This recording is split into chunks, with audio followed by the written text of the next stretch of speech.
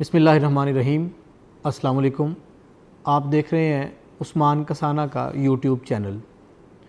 آج کی ویڈیو میں نے بات کرنی ہے آپ سے کچھ سیاستدانوں کے حوالے سے۔ ہمارے ملک میں جو موجودہ پولیٹیکل رجیم ہے وہاں سے ہمیں ایک نئی بات سننے کو مل رہی ہے۔ گزشتہ دنوں قومی اسمبلی میں مسلم لیگ نون کے رہنما اور ہمارے مین سٹریم پولیٹیشین ہے خواجہ محمد آصف، وہ اپنی طویل قید کے بعد رہا ہونے کے بعد اسمبلی میں آئے، اور کل کا ان کا جو خطاب تھا اسمبلی میں وہ بڑا جاندار تھا، بڑا ڈیٹیل تھا۔ ان کے خطاب کو سننے کے بعد میں نے چاہا کہ میں آج کی ویڈیو میں ایک دو چیزیں آپ سے شیئر کروں۔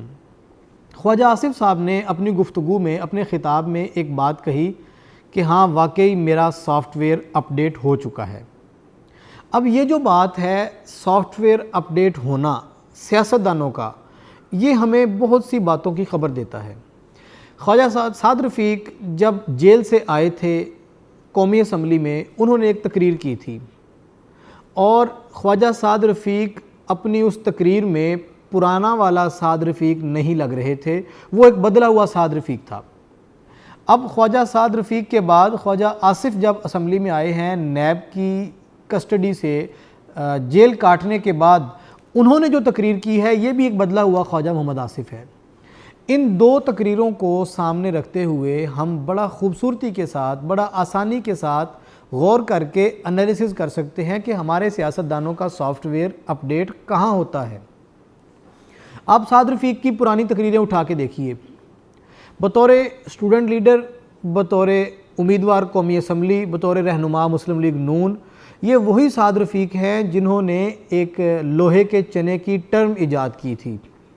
ان کا غم و غصہ، ان کا لہجہ، ان کے طور اتوار بجا طور پہ اپنے موقف کی حمایت میں تھے، لیکن بعد میں جب اسمبلی کے فلور پہ کھڑے ہو کے سعد رفیق ایک دھیمے لہجے کے ساتھ ایک میچور اور سنجیدہ سیاستدان ہونے کا ثبوت دے رہے تھے، بالکل اسی کا عکس اور پرتو کل کی خواجہ آصف کی تقریر میں نظر آیا ہے۔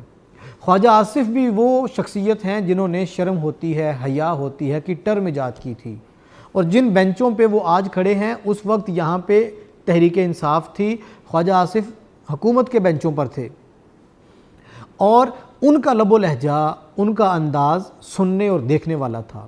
اور ابھی بھی اپوزیشن میں آنے کے بعد بھی ان کے پہلے سال ڈیڑھ کی جو تقاریر ہیں، ان کا جو لب و لہجہ ہے، ان کا جو نیریٹو ہے، انداز ہے، وہ سننے لائق تھا۔ لیکن اب یہ جب سیاستدان ایک خاص چکر کاٹ کے آنے کے بعد، ایک محدود عرصہ ایک خاص جگہ پہ گزار کے آنے کے بعد، جہاں پر لا محالہ ان کی ٹریننگ ہوتی ہے، میں یہ کہنے میں حق بجانب ہوں کہ ان کی مینٹل ٹریننگ ہوتی ہے، ذہنی ٹریننگ، تربیت ہو جاتی ہے، وہاں سے آنے کے بعد جب یہ سبق دیتے ہیں پوری قوم کو، حکومت کو بھی، اپوزیشن کو بھی، پوری قوم کو، کہ ہمارا سافٹ ویئر اپڈیٹ ہو چکا ہے۔ اور خواجہ آصف نے تو یہ کہا کہ تمام سیاستدانوں کا سافٹ ویئر اپڈیٹ ہونے والا ہے۔ آپ یہ بات ذہن نشین رکھیے کہ سافٹ ویئر کرپٹ ہی کیوں ہوتا ہے، سافٹ ویئر میں یہ مسائل ہی کیوں پیدا ہوتے ہیں۔ ایک طرف ہمارے نعرے، ہمارے انداز، ہمارا لب و لہجہ، اور دوسری طرف اس وقت کی ایک چکی کو گزارنے کے بعد ہمارا لب و لہجہ، دونوں میں واضح فرق محسوس کیا جاتا ہے۔ ناظرین، پاکستان کے سیاسی نظام میں جو گنجائش ہے تنقید کرنے کی، جو گنجائش ہے اختلاف رکھنے کی، اس میں سنجیدگی، متانت، اخلاقیات اور آداب، ان کا لازم ہونا ہمیشہ سے محسوس کیا جاتا رہا ہے۔ خواجہ آصف کی کسی ایک بات سے اختلاف نہیں کیا جا سکتا۔ بطور طالب علم پولیٹیکل سائنس اور جرنلزم کے اسٹوڈنٹ ہونے کے ناطے میں یہ بات بڑے دعوے اور وثوق سے کہتا ہوں کہ خواجہ آصف کی اسمبلی میں کی ہوئی تقریر بڑی شاندار تقریر ہے۔ ان کا انداز، ان کے آرگومنٹ اور ان کا جو کانٹینٹ تھا ان کی سپیچ کا، وہ بلا شبہ کسی اختلاف سے، کسی قسم کی شک و شبہ سے پاک ہے۔ ان کی باتیں بڑی جاندار تھیں، ایک پاکستانی کی تقریر تھی، اور وہ آنے والے دنوں کے خطرات کا تذکرہ بالکل بجا طور پہ کر رہے تھے۔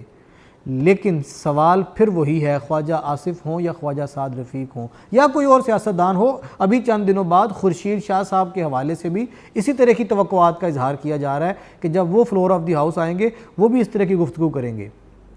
میں یہ بات اکراس دی بورڈ، ادھر تحریک انصاف جو حکومتی جماعت ہے وہاں پر بھی منہ سے آگ نکالنے والے لوگ کچھ موجود ہیں، لیکن جب اپنے پاؤں جلتے ہیں تو پھر ان کی زبانوں سے بھی شیر و شکر ہونے کے نعرے بلند ہونے لگتے ہیں۔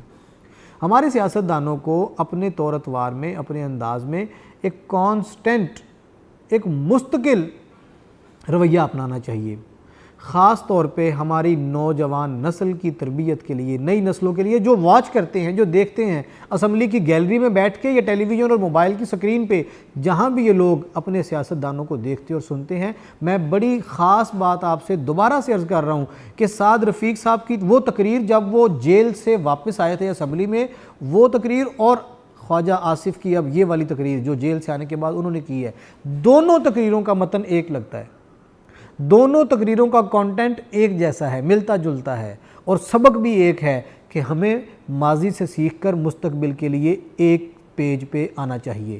انہوں نے تو آج خواجہ آصف صاحب نے تو بہت سی باتیں ایسی کی ہیں جو آنکھیں کھول دینے والی باتیں ہیں۔